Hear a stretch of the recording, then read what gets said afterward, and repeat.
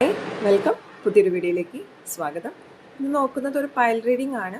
ഇവിടെ ഞാനൊരു 3 cards select ചെയ്യും. അതിലേതെങ്കിലും ഒരു കാർഡ് നിങ്ങൾ മനസ്സിൽ ആലോചിച്ചതിന് ശേഷം സെലക്ട് ചെയ്യുക. അതിനുശേഷം മാത്രം റീഡിംഗ് കാണാനായിട്ട് ശ്രദ്ധിക്കുക. ഇത് നോക്കുന്നത് അടുത്തൊരു 48 hours അല്ലെങ്കിൽ അടുത്തൊരു 2 days നിങ്ങൾക്ക് എന്ത് ലൈഫിൽ നിന്ന് പ്രതീക്ഷിക്കാം. അത് ചിലപ്പോൾ നിങ്ങൾക്കുള്ള ഒരു ലെസൺ ആയിരിക്കാം ഈ കാർഡ്സിലൂടെ പറയുന്നത്.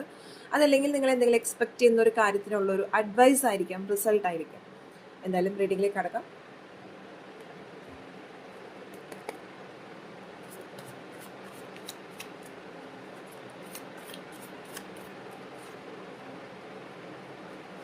Card number 1, card number 2, card number 3. Okay. So ഏതെങ്കിലും ഇതിലൊരു കാർഡ് സെലക്ട് ചെയ്യാം, അതിനുശേഷം റീഡിംഗ് കാണാം. So card number 1 6 of Pentacles ആണ്.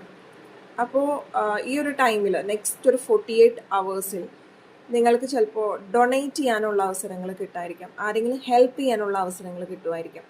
അല്ലെങ്കിൽ നിങ്ങൾ എന്താണോ ഇൻവെസ്റ്റ് ചെയ്തത് അല്ലെങ്കിൽ നിങ്ങൾ എന്ത് കർമ്മയാണോ ചെയ്തത് അതൊരു ബാലൻസിങ് എനർജിയിലാണ് കാണുന്നത്. അപ്പോൾ നിങ്ങൾക്ക് എന്തെങ്കിലും ലഭിക്കാനോ അല്ലെങ്കിൽ നിങ്ങൾക്ക് എന്തെങ്കിലും ആരെങ്കിലും സഹായിക്കാനോ ഉള്ള ഒരു അവസരമാണ് അടുത്തൊരു 48 hours നിങ്ങളുടെ ലൈഫിൽ കാണുന്നത്.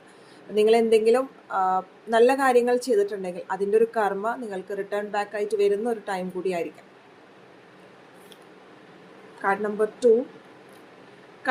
2 സെലക്ട് ചെയ്ത വ്യക്തികൾക്ക് നെക്സ്റ്റ് 48 hours ചിലപ്പോൾ നിങ്ങൾ കുറച്ചും കൂടി തീരുമാനങ്ങളൊക്കെ വളരെ ശ്രദ്ധയോടു കൂടി എടുക്കുക, നല്ലപോലെ ആലോചിച്ചുകൊണ്ട് എടുക്കുക. വൈകാരികമായിട്ടുള്ള കാര്യത്തിനേക്കാൾ അപ്പുറം നല്ലപോലെ മനസ്സിരുത്തി നല്ല തീരുമാനങ്ങളൊക്കെ നല്ല രീതിയിൽ എടുക്കാനായിട്ട് ശ്രദ്ധിക്കുക.